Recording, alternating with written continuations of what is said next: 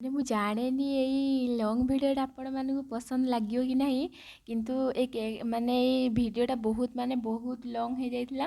କମ୍ ସେ କମ୍ 10 ମିନିଟ୍ କି 15 ମିନିଟ୍ର ହେଇଯାଇଥିଲା। ସେଇଥିପାଇଁ ମୁଁ ଭାବିଲି କି ଆପଣମାନଙ୍କ ସାଙ୍ଗରେ ଏଇ ଲଙ୍ଗ ଭିଡ଼ିଓଟା ହିଁ ସେୟାର କରିଦେବି। ଆପଣମାନେ ତ ସବୁବେଳେ କହୁଛନ୍ତି କି ଦିଦି ଲଙ୍ଗ ଭିଡ଼ିଓ, କିନ୍ତୁ ମୁଁ ଯେତେବେଳେ ଲଙ୍ଗ ଭିଡ଼ିଓ ଆଣୁଛି ଆପଣମାନେ କେହି ବି ଦେଖୁନାହାନ୍ତି ଲଙ୍ଗ ଭିଡ଼ିଓ, ଆଉ ମାନେ ସପୋର୍ଟ ବି ଟିକେ କରୁନାହାନ୍ତି। ଆଉ ଓଡ଼ିଶାରେ ତ ଯେଉଁମାନେ ଦେଖୁଛନ୍ତି ଏଇ ଲଙ୍ଗ ଭିଡ଼ିଓ ବି ଯେଉଁମାନେ ଦେଖିବେ, ଯାହା ବି ଯେତିକି ଜଣ ଦେଖିବେ ନିହାତି ଲାଇକ୍ ସବସ୍କ୍ରାଇବ୍ କମେଣ୍ଟ କରିବେ। ଆଉ ଓଡ଼ିଶାରେ ଯେଉଁମାନେ ଦେଖୁଛନ୍ତି ସେମାନେ ନିହାତି ଜଣେଇବେ କିଏ କେଉଁଠି ସବୁ ଦେଖୁଛନ୍ତି ବୋଲି। ଆଉ ଆପଣମାନଙ୍କର ଆହୁରି ବହୁତ ସାରା କ୍ୱେଶ୍ଚନ୍ ଅଛି। ମୁଁ ଏଇଟା ତ ବହୁତ ଦିନ ପରେ ଗୋଟେ ଲଙ୍ଗ ଭିଡ଼ିଓ ଆଣିଛି। ଆଉ ଆପଣମାନେ ସମସ୍ତେ କହିବେ କେକ୍ଟା ଲାଷ୍ଟରେ କେମିତି ଲାଗୁଛି। ଲାଷ୍ଟ ଯାଇ ନ ଦେଖିଲେ କେହି ବି ଜାଣିପାରିବେନି କେକ୍ଟା କେମିତି ଲାଗୁଛି ବୋଲି। ଲାଷ୍ଟରେ ବହୁତ ଭଲ ଲାଗିଥିଲା। ଆଉ ଏଇ କେକ୍ଟା ଆମର ଥିଲା ମାନେ ଆମ ରେଷ୍ଟୁରାଣ୍ଟ ମ୍ୟାନେଜରଙ୍କର ଥିଲା, ତାଙ୍କ ଝିଅଙ୍କର, ମାନେ ତାଙ୍କର ଗୋଟେ କୁନି ଝିଅଟା ଅଛି। ସିଏ ମାନେ ଏଇ କେକ୍ଟାକୁ ମାନେ ସେ ଫଟୋରେ ଦେଖିକି ସେଇ କେକ୍ଟା ଅର୍ଡ଼ର ଦେଇଥିଲେ କି ମୋତେ ଏମିତିକା ପୁରା ସେମ୍ କେକ୍, ଏମିତି ଡିଜାଇନ୍, ପୁରା ପିଙ୍କ କଲର୍ରେ ମୋତେ ଏମିତି ଡଲ୍ ସେପ୍ରେ କେକ୍ ଦରକାର। ଆଉ ଆଜି ଆମେ ବନେଇଥିଲୁ ଏଇ ଡଲ୍ ସେପ୍ରେ କେକ୍ଟା। ଆପଣମାନଙ୍କ ମନକୁ ଛୁଇଁବ କି ନାହିଁ ସେଟା ଲାଷ୍ଟରେ ଜଣେଇବେ। ଆଉ ମୁଁ ତ ଯାଉଛି ଅକ୍ଟୋବର 6ରେ, ଆଉ ଗଲେ ତ ସମସ୍ତେ ମଜା କରିବା। ଆଉ ଡିଜାଇନଟା ଆପଣମାନେ ଲାଷ୍ଟ ଯାଏଁ ଦେଖିବେ। ଆଉ ଆପଣମାନେ ସମସ୍ତେ କେମିତି ଅଛନ୍ତି। ଆଉ ଗୋଟେ କଥା ମୁଁ ଭୁଲି ଯାଇଛି ଆପଣମାନଙ୍କୁ ସମସ୍ତଙ୍କୁ କହିବାକୁ, ସାଙ୍ଗମାନେ ମୁଁ ଲାଇଭ୍ ଆସିବି, ଆପଣମାନେ ସମସ୍ତେ ଆସିବେ, ଆମେମାନେ ବହୁତ ସାରା କଥାବାର୍ତ୍ତା ହେବୁ। ଲାଇଭ୍ ମାନେ ମୁଁ ଆସିବି କାଲି ନହେଲେ ପରଦିନ। ଆପଣମାନଙ୍କର ଯଦି ବେଶୀ କମେଣ୍ଟ ଆସିବ ତାହେଲେ ମୁଁ ଲାଇଭ୍ ଆସିବି, ନହେଲେ ଆସିବିନି। ଆପଣମାନେ କେକ୍ର ଡିଜାଇନଟା ବି ଦେଖିକି କହିବେ କେମିତି ଲାଗୁଛି ବୋଲି।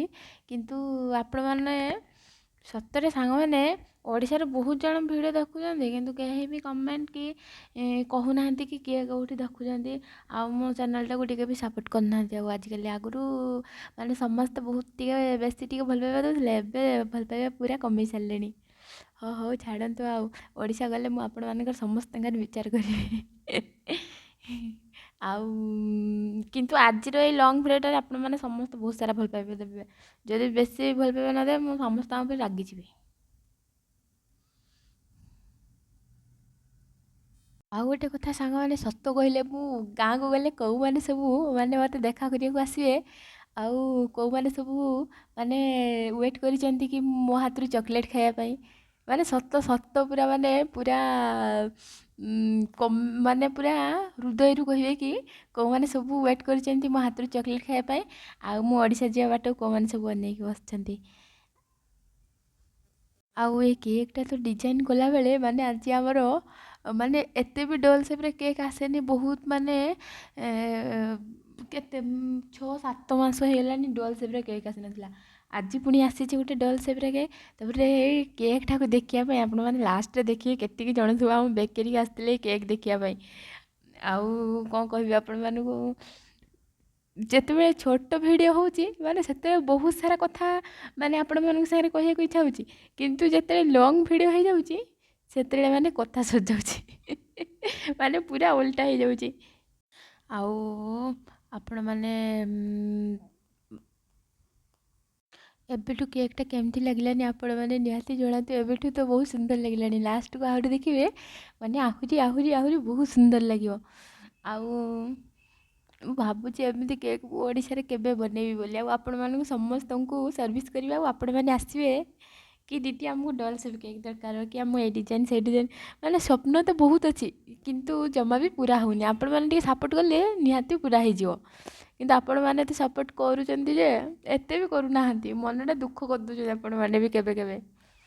ଆଉ ବହୁତ ଜଣଙ୍କର ବି ମାନେ ସ୍ୱପ୍ନ ଅଛି କି ଦିଦି ଆମେ କେକ୍ କେମିତି ବନେଇବୁ, ଦିଦି ଆମେ ବି ତୁମ ପରି ଜବ୍ କରିବାକୁ ଚାହୁଁଛେ, ତୁମର ସାଲେରୀ କେତେ, ଆଉ ତୁମେ କେଉଁଠି ରହୁଛ। ମୁଁ ତ କର୍ଣ୍ଣାଟକରେ ରହୁଛି, ବହୁତ ଭିଡ଼ିଓରେ କହିଛି, ମାନେ ସମସ୍ତଙ୍କର କମେଣ୍ଟସରେ ବି ରିପ୍ଲାଏ ଦିଏ ମୁଁ କର୍ଣ୍ଣାଟକରେ ରହୁଛି ବୋଲି।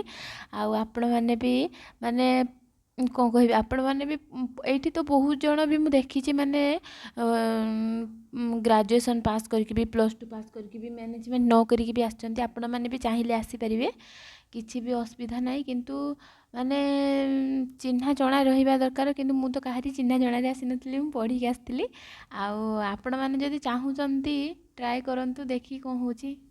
ଅଲମୋଷ୍ଟ ସାଙ୍ଗମାନେ ମୋର କେକ୍ ରେଡ଼ି ହେଇ ଆସିଲାଣି ଆଉ ଅଳ୍ପ ଟିକେ ଅଛି ଆପଣମାନଙ୍କ ସାଙ୍ଗରେ ସତରେ ମାନେ ମୁଁ ଯେତେବେଳେ ବି ଗପେ ମାନେ ଜମା ବି ଟାଇମ୍ ଜଣାପଡ଼େନି କି କେତେବେଳେ ମାନେ ଟାଇମ୍ ସଜାଉଛି ବୋଲି ସେତେବେଳେ କହୁଥିଲି ଲଙ୍ଗ୍ ଭିଡ଼ିଓ ପୁଣି ଏବେ ଏତେ କଥା କହିସାରିଲେଣି ଯେ ମାନେ ଟାଇମ୍ ବି ଜଣାପଡ଼ିଲାନି କେତେବେଳେ ପଳେଇଗଲା ଆଉ ସେଥିରେ ସାଙ୍ଗମାନେ କେକ୍ଟା ଏବେ ମୋର ପୁରା ଫାଇନାଲି ରେଡ଼ି ହେଇଯାଇଛି ଆପଣମାନଙ୍କୁ କେକ୍ଟା କେମିତି ଲାଗୁଛି ସମସ୍ତେ କମେଣ୍ଟରେ ଜଣେଇବେ କେମିତି ଲାଗୁଛି ବୋଲି ଆଉ ଏଇଟା ବହୁତ ଦିନ ପରେ ଆସିଥିଲା ସାଙ୍ଗମାନେ ସେଇଥିପାଇଁ ମୁଁ ଆପଣମାନଙ୍କ ସାଙ୍ଗରେ ଏଇ ଲଙ୍ଗ୍ ଭିଡ଼ିଓଟା ସେୟାର କଲି ଆଉ ଦେଖନ୍ତୁ ଆମ ବେକେରୀ ଆଜି କେତେ ଭିଡ଼ ସମସ୍ତେ ଆସିଛନ୍ତି କେକ୍ ଦେଖିବାକୁ ଆଉ ମାନେ କେହି ବି ଭୁଲିବେନି ସତରେ ସାଙ୍ଗମାନେ ମାନେ ମୁଁ ଯେତେବେଳେ ଓଡ଼ିଶାରେ ଗୋଟେ କେକ୍ ସପ୍ କି ଯାହା ହଉ ଖୋଲିବି ବେକେରୀ ଖୋଲିବି ମାନେ ସମସ୍ତଙ୍କ ପାଇଁ ଏଇ ଡୋଲ୍ ସେପ୍ରେ ମାନେ ଯିଏ ବି ଆସିବ କେକ୍ ନେବାକୁ ତାଙ୍କୁ ଏଇ ଡୋଲ୍ ସେପ୍ରେ କେକ୍ ସଜେଷ୍ଟ କରିବି ଆଉ ସମସ୍ତଙ୍କର ଜନ୍ମଦିନ ସବୁଦିନ ପାଳନ କରିବ ଆଉ କ'ଣ କହିବି ସତରେ ସାଙ୍ଗମାନେ କେକ୍ଟା କେମିତି ଲାଗିଲା ଆପଣମାନେ ନିହାତି ନିହାତି ନିହାତି ଜଣେଇଦେବେ ଆଉ